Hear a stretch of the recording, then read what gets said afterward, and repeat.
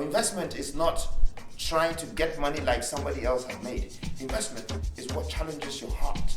God has chosen me to put me in that position to change the narrative, to change the people of Africa. I'm not in a position to give this order, but I think I have the authority to have the freedom of speech and speak my mind about it. It's taking me 11 years of my life, larger scale of development, how fast I've grown.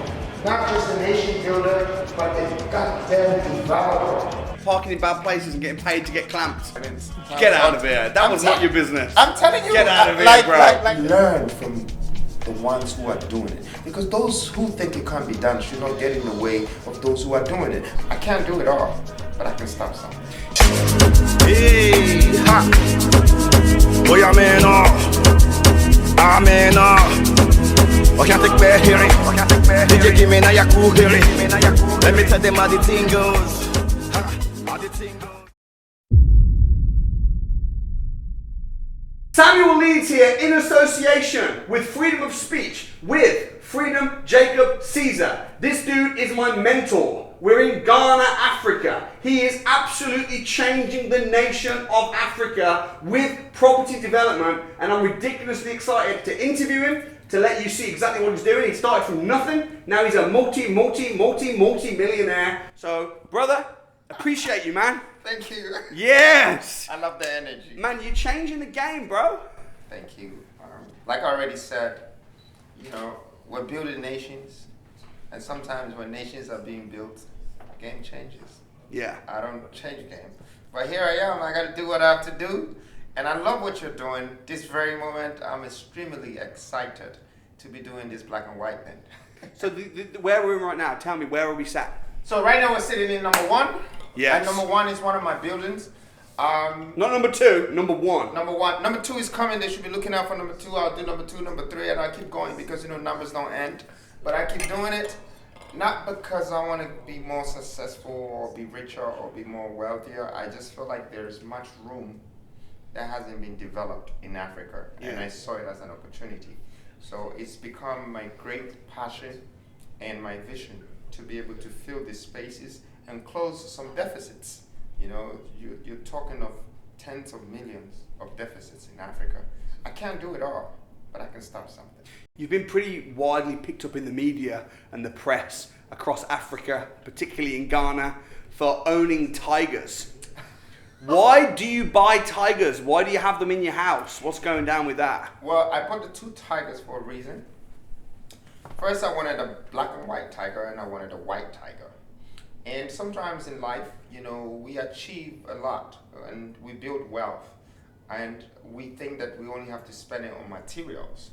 But this time I wanted to invest in a living thing, but I had to find a living thing that wasn't in West Africa, North Africa, and East Africa.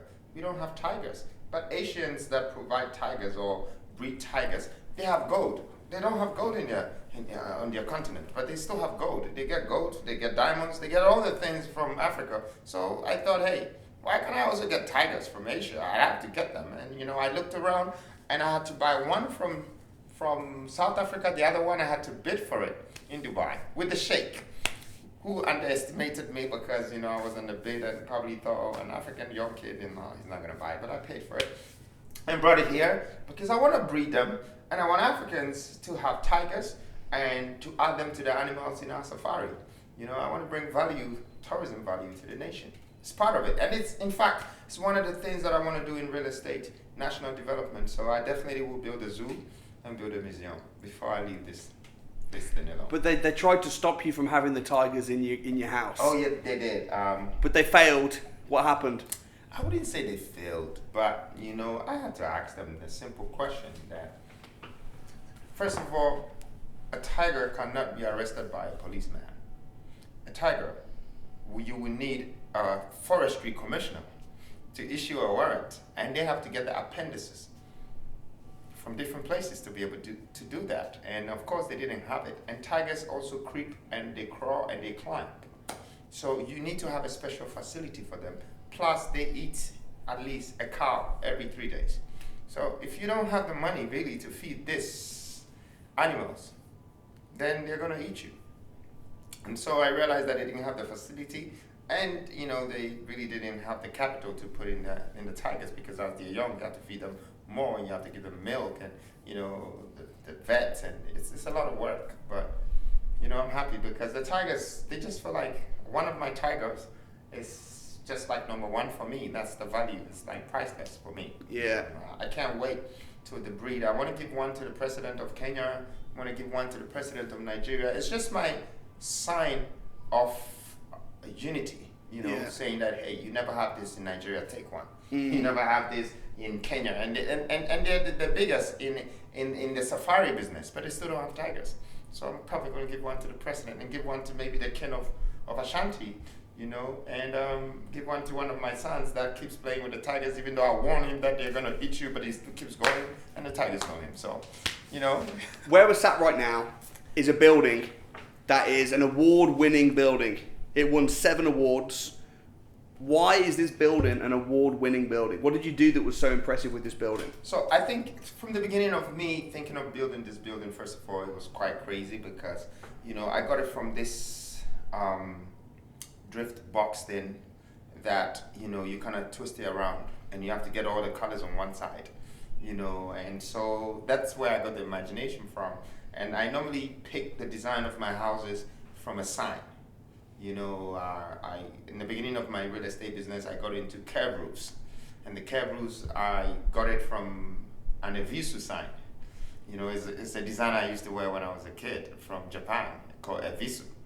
And so I just fell in love with the M sign, and I created a building with it by letting the architects do that. And from then, I have to tell architects and engineers what is in my mind, and they have to do it. And that's the difference between me and the others in real estate.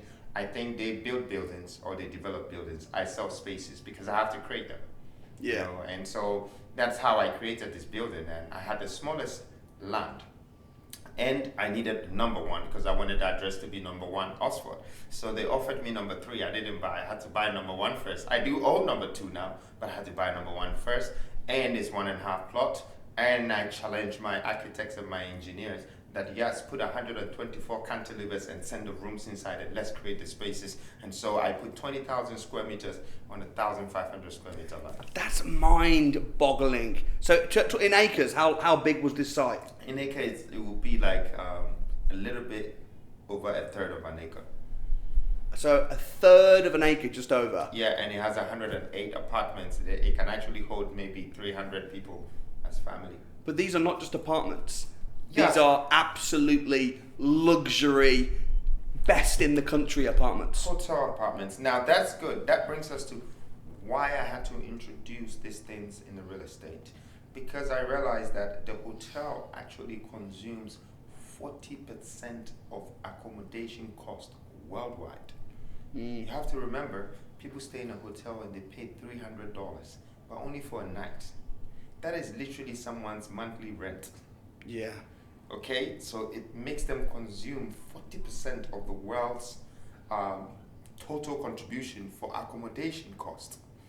Right. And I'm the type of businessman that I only understand numbers. That's how my mind works. So I said, wait a minute, I gotta tap into the hotel industry, but not to build a hotel. I have to be able to create something that will not compete with the hotel, but it would have to have the people that are in the hotel industry have to pay attention to me. And so I came up with the Uber homes, where I said I'm going to design something that is a living room, a bedroom, a balcony, a closet, kitchen, dining, work, leave, play, do everything, presentations and everything, and I'm going to sell it for the price of just a hotel room. And I really thought that I was giving too much away for that price in the beginning, and it's been quite hard because you realize that everywhere you go in the world, they give you a small room and they take €400 or $400 from you, and you're selling this whole space for $250 and $300, and people still want to say hey. So for me, creating this niche was very important for me in the industry, because I know that given it 10 years, the hotels will start breaking their rooms and turning it to this sort of style. They'll have to. Yes, there's no option. The reason is why? Because the modern world that we're living in, people cannot live in a box anymore. Yes, they need their Wi-Fi, which is by far the biggest drug right now. Everybody needs it, okay? They need that Wi-Fi, but they need the social distance to be able to live right. You know, they want to have a privacy where the room is, and they want to be able to sit here and have their conversation and turn on the TV, and it better be a smart solution so they can have their presentation. They want to be able to have a cocktail in the balcony. They want to be able to have a lifestyle. They want to be able to have some chef come and cook for them and eat with their friends. So these spaces that I've created can consume 6 to 8 to 10 to 12 to 14, whatever people in one space. Whereas if you talk about the hotel room, you can only bring one person upstairs, and that's probably your girlfriend or your wife.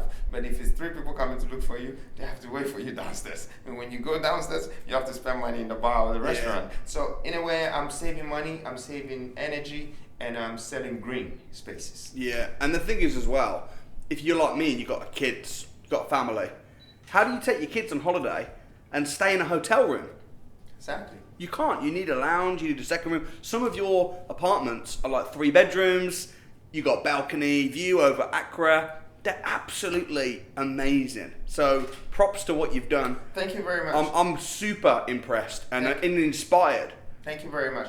I mean, we started on a very small scale, and that was 20 years ago when I moved back from England. And I remember I'm very spiritual, and I used to go into the land that I bought, and I used to pray all the time. You know, I didn't know what to do. So one day, like this voice I've been listening to since I was a kid just said, why don't you build 2 houses on the one plot? Because I was supposed to build 1 house. So I decided to build 2 houses. And that's how the maximization started. So it's become the principle. Today, I can build 108 apartments on just 1.5 plots of how I started. And has that never been done before? Well, it's probably been done, but it's very rare. Yeah. Yeah, it's very. So you've made millions of pounds in real estate. However, looking at your buildings, huge buildings, all over the place. I've been in them. They're luxury. Best in Ghana, in my opinion. Where are you making your money in order to build these buildings? Because this is not cheap stuff. We're talking millions and millions of pounds. How are you getting that money? Because getting money in Ghana, it's not like the UK where you can get development finance at 5%. How are you financing this? This is a great question, and thank you for giving me this platform to answer this question, because a lot of people think making money is hard working, making money is hard thinking. And you see, you got to think hard about how you distribute the numbers. Now, I have never borrowed money except for the World Bank. And I just went to them to borrow money because I wanted their badge. I wanted, if any bank or any financial institution checked on my track record of developments and things that I've done, at least the World Bank has worked with me. That's all I wanted. But from the beginning, I've always used the crowdfunding. I've used the things that I sell the house and I turn it to 2. I turn it to 4 and I risk it for a JV. Then I do more. Then I sell. Then I turn it around. Then I turn it around. But then I have other businesses like the little tanker to tanker oil business here and there. I know, okay, I'm going to take this money. I'm going to put it in the real estate. I'm going to spin it around. And when it grows, I'm going to put it back here. And I'm going to move a little bit back here. And I'm going to sell my car too. And when I sell the car, if it's $80,000, I'm putting in the real estate. And if it comes to 160, don't be mad at me when you see me driving a Rolls Royce, because I had to triple the money. Yeah. Okay, so it's how you lays this investment and development. And a lot of people don't understand investment and development. They only see credit, purchase, develop, and sales, which is quite complicated for me. I will never do that. And I will not advise people to do that. You cannot go and borrow monies to keep building. It can take you 4 years. And if in a place like Africa, if it's 13% a year, you would be at, 52%? If your profit is 52%, you might as well give everything to the bank. You've lost. So you're getting, or at least you were getting, to start building, you were doing crowdfunding and you were getting money from investors and letting them become partners. Yeah, because you are going to get at least 30 to 40% of your development. But people do get that money. It's just that they're not smart to use it right. You talk about how you made £1 million in 6 days, which is incredible, right? Your first million is always your hardest million. I want to know how you made your first million, and I want to know how old you were when you made it. Because I was 25 when I made my first million. Oh, you were too old. How old were you when you made it? Way too old. How old were you when you made I it? made my first £1 million at the age of 21, and I'll tell you exactly what happened. I was living in England, and I was sent there to go to college, and I was selling fake Versace and YSL shirts in the back of my 205 GTI, which I bought for £499. My capital when I was going to London was $6,000. My mom, my brothers, and everybody gave me £130, which they thought it was big money for me, and I was laughing at the back of my head. And you guys must not be serious, you know. So out of that $6,000, 700 bought me a Peugeot 205 GTI, which at that time was my dream car, and I was in college. It was 1994, I remember very well, and I bought a Panasonic chip phone. And so I was like the new kid on the block. Then I met Johnny Prescott. Johnny Prescott was selling the jeans and the shirts, and I was just supposed to buy one pair of jeans and one pair of shirt. But when I saw the prices, £30 and £20, I offered him £20 and I offered him 15 for the shirts. And I put them on the back of my boot, and I was selling them for 50 and 40. And so I started making money from the boot, but I fell into the streets because I already understood what business was. At that point, business was me. From where I was coming from, I had already started making money from a chicken farm that I created when I was just 9 years old. And I knew the value of money. When you were born into poverty, you want to come out of it. It's like a disease and a curse at the same time. And if you can come out of it, that's your strength. And I hold that strength. You know, and I hold it to my chest and I hold it to my soul. So everywhere I go, I need to survive. And so by the time I realized that there were other opportunities, in fact, my biggest opportunity came from a guy who climbed to my car, who was a security guy in my school, and I paid him £45 to release the climb. Then he did it again for the second time. So I said, hey, Mark, it's the security guy. I said, I'm going to show you I'm a bad guy. So I deflate my tire, took the clump, put the clump in the car saying that, yes, you come and look for me this time. So I took the clump away. But my best friend at that time was called Peter Smith. And Peter Smith was a locksmith. So I went to Peter Smith and I said, Peter, guess what I did today? He said, what? I said, I stole a clump. He said, yeah, where's the clump? I said, it's in my car. He said, let me see. So he looked at it, he weighed it, and he said, I'll give you 65 quid, man. So that was the beginning of my new business. What, you were just parking in bad places and getting paid to get clamped? Now I was getting clumps and I was selling clumps. Get out of here. That was not your business. I'm telling you. Get out of here, bro. Listen, bro. Get out of here. Listen. So this is what led me into steel. So the guy got so much clumps that one day and he said to me, I don't want to sell these things anymore. Listen, this is the guy that buys from me. It's a scrapyard. I went to the guy and he told me, listen, it's not clumps, it's steel. Just any scrap that is metal, I buy. I said, oh no. Why did this guy didn't tell me? I didn't know. Yeah. So I started buying scraps from salvages, and I will go to the scrapyard and squash it and put it in tracks and send it and take checks. Damn. So by the time I was 17, heading to 18, I was seriously into the steel business. I had grown. But sometimes people would never understand that, you know, the beginning of our businesses can always start from a bad corner.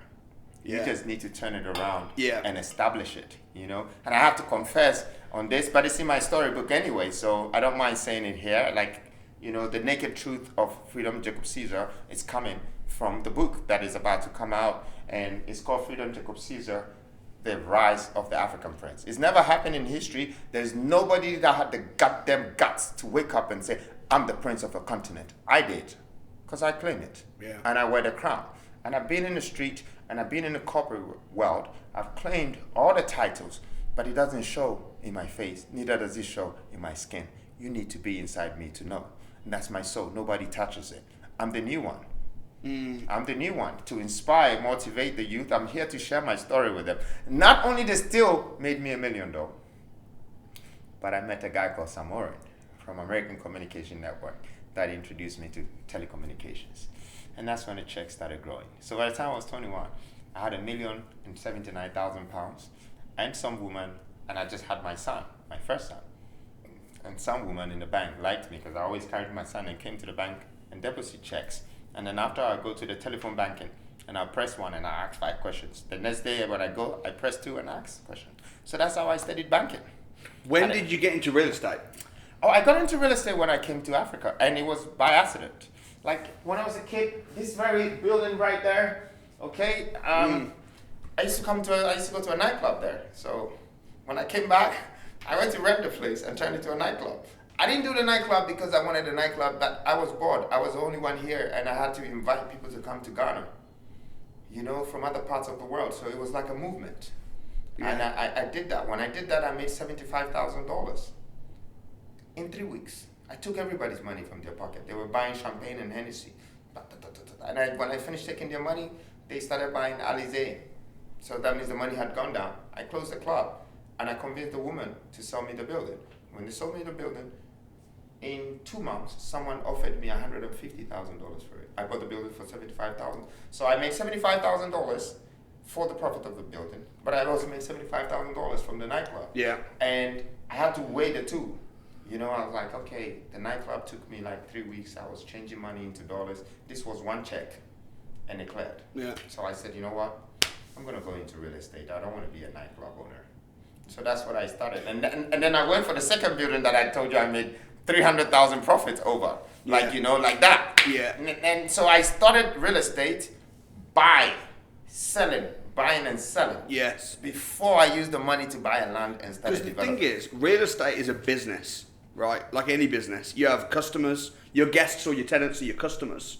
Yeah. Right.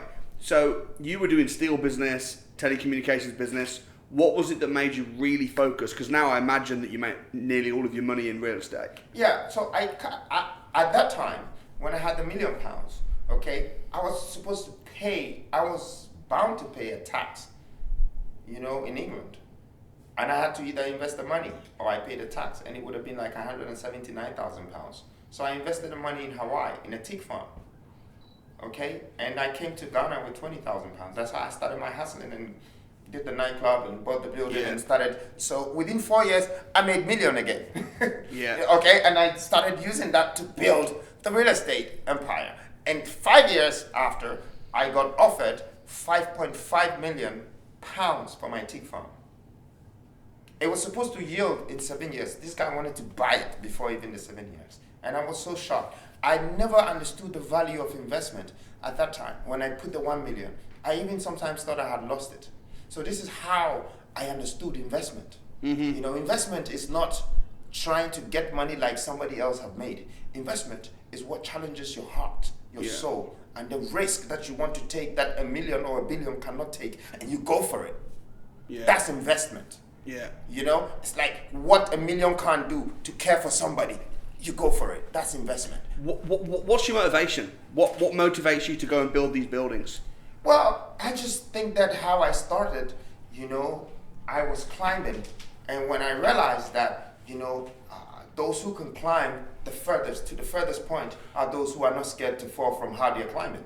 Yeah. A lot of people are looking how they're going to fall, you know, and so I lost my fear along the way. And courage took over me. Yeah. And I kept going, and I was like, okay, I'm not going to look at anyone. They're not going to like me. But you know what? I'm going to have to make them like me when I finish. Yeah. And that's what has been happening, you know. What's your message to people of Africa wanting to get wealthy, inspired by the likes of yourself? What is it that's holding people back? What is it that keeps people trapped or enslaved in poverty? Because you started with nothing. You've built a huge empire. What's your advice and words of encouragement and wisdom to people getting started? Well, I think first of all, Africans need to get rid of the disease that has infiltrated the inhabitants of the continent, and that is fear. You know, you can't be too scared of what you dream of. You know, you can't be scared of your own vision. You can't be scared of thinking higher, thinking smart, you know, thinking excessively. There is nothing to lose. You know, it costs you nothing to congratulate someone. It costs you 0% to say thank you. And it costs you 0% for you to say, I'm going up there. It's just a thought, a will, and a power that you need to make. So they need to get rid of their fear. And they need to start having hope. Because yesterday might have not been good, but today is borrowed to you. And tomorrow is not promised. God damn it. We all have nothing to lose. We just have to do what we think we can do, what we're capable of doing. And it might not be the doing of doing that I'm doing, but this doing can impact somebody, can change someone's life, can motivate or inspire somebody. It doesn't matter what you're doing. But you have to get rid of that fear. I think it's a big disease. It's killing Africans, from the ministers to the government, to the president, to the mothers, to the fathers, to the sisters. Like, these guys are scared. It's just a pulling down syndromes. It's like, how did you get the money? Where did you come from? Who are you? This, that. And hey, if you're scared, how come you got so much questions to ask? Yeah. Don't ask the questions. Learn from the ones who are doing it, because those who think it can't be done should not get in the way of those who are doing it. Those who are doing it because that's what they're used to doing. Yeah. Okay, and these guys are scared. They have too much fear in them. And I'm not here to say that, oh, I'm the King Khan, I'm the president to save you, or I'm the government. I'm here to tell you the fact that, look, the fear is a disease. It's going to kill you. Yeah. It's really going to kill you, and it's going to kill your soul, and it's going to kill your dream. And that means you're a dead man walking. So forget trying to be rich because you've seen someone successful or wealthy. If you have that fear in you, you can never get there. Because when I was climbing this, I had no fear. And I'm still climbing. Right now, I'm not scared to fall. You know why? Because I simply know how to climb back up. Yeah, okay, right, absolutely. I've got the template. Absolutely. And okay, I've got the template, and that's what you need. Yes. Like, God likes people with courage. The universe supports people who are bold. Yes. The universe is behind Malcolm X. The universe is behind Rockefeller, because Rockefeller said there is oil there and I have to drill it, and he kept drilling, and when he found the oil, he built the Standard Oil, and when he got the Standard Oil, he ruled for so long.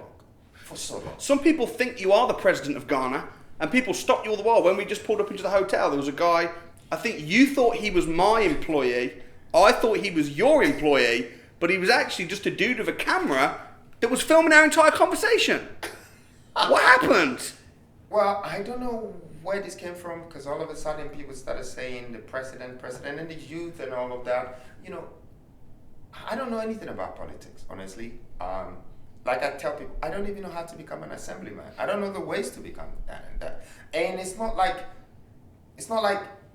I don't want to understand politics, but I think the narrative of politics when it comes to Africa is a little bit sensitive to the way I proceed and perceive things. Why so? Because, you know, I think when I look at the Western platforms for political platforms, which I would say democratic platforms. Now you see that these people actually go to the public and show the public what they want to do and what they want to become, and the public donates to them and supports them, and they lift their hands for them. But when you come to Africa, the actual flag bearers go to the public and bribe them.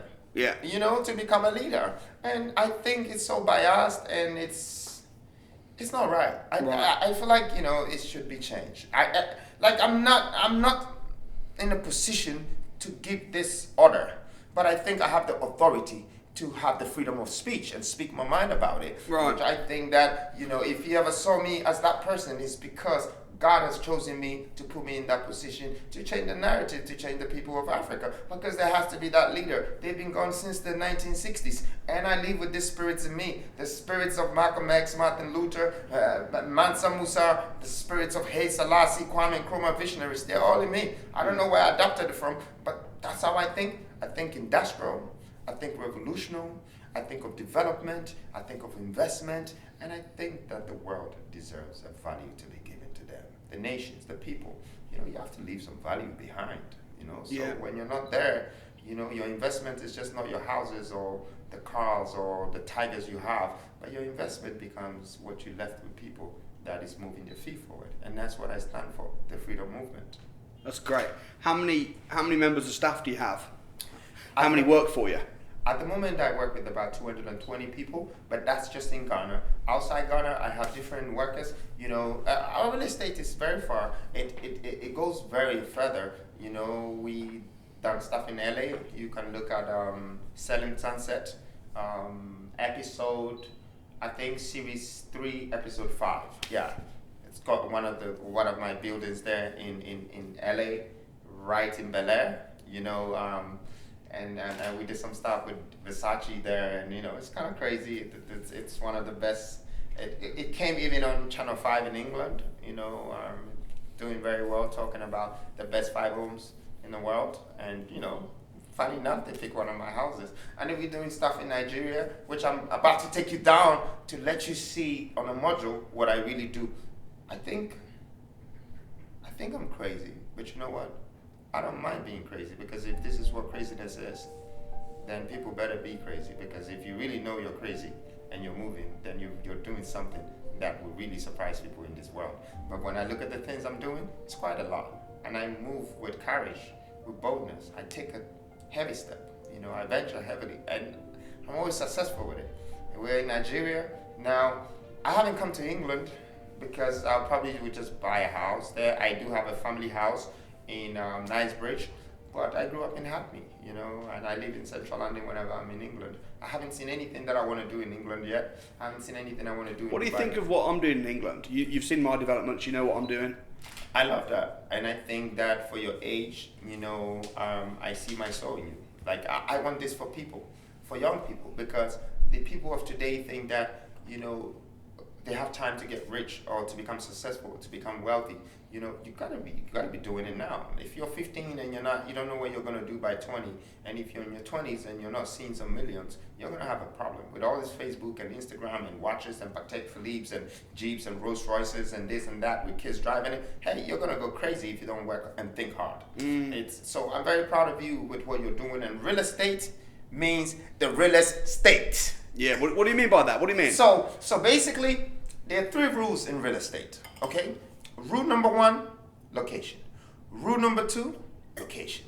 Rule number 3, location. So it's location, location, location. One is supposed to be there, one is supposed to be the landmark, and one is supposed to be tailored to the audience, so the patronites, okay? So it's all about the location, location, location. That location creates a state. So a space and a state on it. Yeah. But the ones that are very expensive, it's in the real estate. So it's real estate when you put the words together. The ones that That's great. Yeah. And everybody's in real estate, really. If you look at the Sunday Times rich list, or you look at all the wealthy people, the billionaires, they're all investing in real estate pretty much. It's better than putting your money in the bank. Come to think about it. Yeah. Because if there is war right now in your country or anyone else's country, they might just run away trying to get to other countries, okay? The bank, the systems in the bank can be shut. You run to England and you put your card in a machine. Yeah. The money is gone. Nothing. The war can go on for 5 years, 10 years, and you come back. Your building might have gunpowder, smoke, and everything on it, but it's still sitting there. Yeah. It can't be moved. Exactly. And the ownership still stays the same. So for me, I think acquisition for real estate is great. But a lot of people have misunderstood real estate for like some sort of competitive business where they just want to do what others are doing because they've seen them get rich. That also, you can be swallowed. Because the real estate, you can put your money on a land that will be growing 1% every 5 years. Interesting, and I know we've been talking a lot about, we've been spending the day together looking at different sites. How do you weigh up that this is the right deal? Because there's so many opportunities. I'm investing right now. I've been talking to you about investing in Ghana, and there's just endless opportunities. How do you know when a good deal is a good deal? Because and I'm gonna give you this. I'm gonna share this trick with you. Opportunities are not found, neither are they discovered. Opportunities are sensed or smelled. And a lot of people are looking for it to grab it. It's like money. You're looking for it, but you can't see it. You either work for it, or you sweat for it, or you do something for it. You have to put an exchange for it. Yeah. And that's opportunities. There's so many things that looks opportunistic, but it's only a few of them that can really become lucrative. And that's where you need to have that great third eye to be able to have that foresight. Yeah. What would sell, even at the time and when you're investing. And I thank God, I feel like I have that skill. Even if you put me in China 2 years, by the time you come back, you see the same freedom doing what I do here too. Do you think people in Ghana and Africa are waking up to the fact that you can make money, be entrepreneurs, invest in real estate? I mean, I'm getting stopped in Ghana all the time by people that have been watching me on YouTube and have been inspired and are wanting to do stuff. In fact, you got a member of staff who went on my training program. Yeah. My nephew actually told me about you. Yeah. And he went on your training program and he learned rent to rent and all of this. And I came to pick him from London and brought him here. Today, he is my executive assistant for the group. And my group is like not just real estate, we diversify in many things. And I think I will open up more to you. This interview is just the beginning. You're about to find out about the biggest projects that is going on in the real estate. Here's what I want to tell you, that what you're doing is great. That educational thing that you did you're doing for people to understand how real estate is conducted and how real estate is sort of orchestrated when you have to establish it.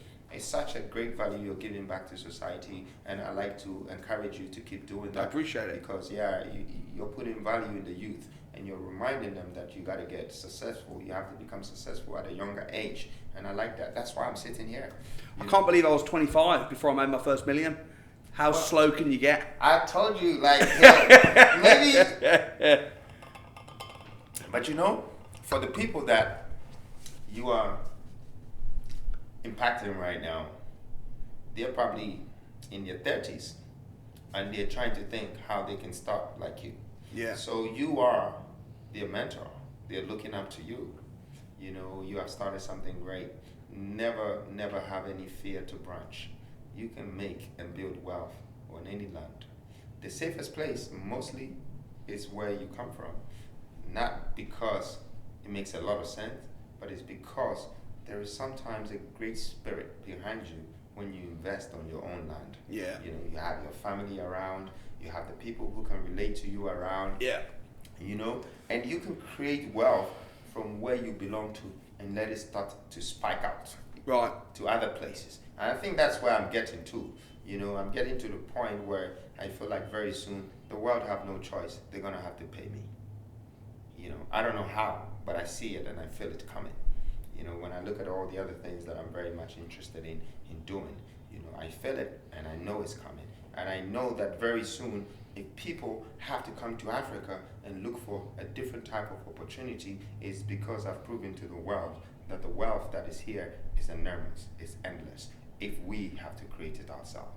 Yeah. And that's a great example that I want to set for society, for humanity. I belong to a race that is far behind, a race that is mostly disregarded. Why? Because their mindset is still undermined by their own, and they haven't been able to get themselves out of that position, that situation. So we might have a fast-growing economy, but when it comes to development, we're running behind schedule. And when I talk about development, I'm talking of social development, human development. Yeah. These two things are great things to keep the nature going. I think that we haven't crossed that border yet. I want to be one of the first people to move the rest of the world, the rest of the people, their feet forward. I feel like that's part of my legacy. That's part of my responsibility. It's not just going to be just real estate. It's about building wealth for the youth and adding value to a society and making sure that I impact this continent before I leave here. I see myself as the next leader, not the president, not a tyrant, but a leader that has a ruler's instinct, a dictative instinct. And that's what I do. I dictate to my architects, to my engineers, to my workers, and when they follow my lead, we come out with something that is specially tailored to the human demands. Amazing.